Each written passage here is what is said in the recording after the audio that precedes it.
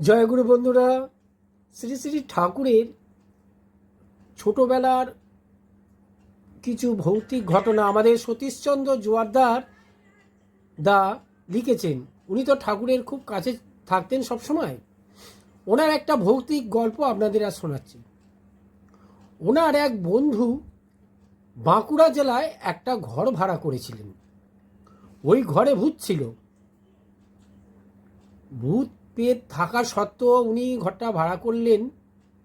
ওনার একটু মনে খুব সাহস ছিল। উনি কিন্তু আগে জানতে পেরেও কিন্তু ঘরটা ভাড়া করেছিলেন। এবার উনি যখন ঘরে প্রবেশ করলেন, বেশ কিছুদিন খুব ভূতের উপদ্রব হচ্ছে। উনি তাও ঘর ছাড়েননি। ওনার বাড়িতে যে রান্নার ঠাকুর ছিল, এবার সেই ঠাকুরের উপর ওই পেতের ভর হয়। এবার ওই পেতকে তাড়ানোর জন্য উনি নানান জায়গা থেকে গুণিন ওঝা নিয়ে আসে, কিন্তু ব্যর্থ হয়। শেষে উনি জ্যোতিষদার সঙ্গে দেখা করে এবং বলে, জ্যোতিষদা বলে যে শ্রী শ্রী ঠাকুরের একটা ছবি আপনি ঘরে রাখুন, দেখবেন ওই প্রেতাত্মা ঠিক চলে যাবে। আর নাহলে আপনি আসবেন, আপনি ঠাকুরের কাছে আমরা যাব। বলে ঠিক আছে, এই বলে উনি চলে যান। এবার ওনার আরেক বন্ধুর বাড়ির থেকে শ্রী শ্রী ঠাকুরের একটা ছবি ঘরে নিয়ে যায় এবং ছবি দেখার পরেই ওই যে রান্নার ঠাকুর বলে, এই ছবি কেন এনেছো, ছবি নিয়ে চলে যাও, আমি পারছি না, সহ্য করতে পারছি না, আমি সহ্য করতে পারছি না। তখন ওর বন্ধু কি করেছে, ঠাকুরের ছবিটা মুখের কাছে নিয়ে গেছে, একদম মুখের সামনে ধরেছে।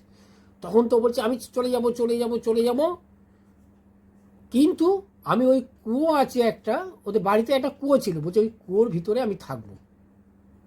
তখন বলছে কুয়োর ভিতরে থাকবো বললে হবে, ওই কুয়োয় আমার ঠাকুরের ছবি দড়ি বেঁধে নামিয়ে দেবো। তখন বলছে আমি চলে যাচ্ছি চলে যাচ্ছি বলে সেই পেট রান্নার ঠাকুরকে ছেড়ে চলে যায়। বেশ কিছুদিন বাড়িতে ওই পেট আত্মা আর নেই, ভূত মুক্ত, ওরা বাড়িতে সবাই আছে, আনন্দে আছে।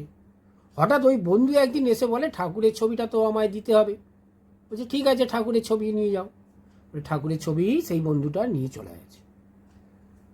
তার ছবি নিয়ে যাওয়ার 2-3 দিনের মাথায় আবার সেই ভূতের উপদ্রব।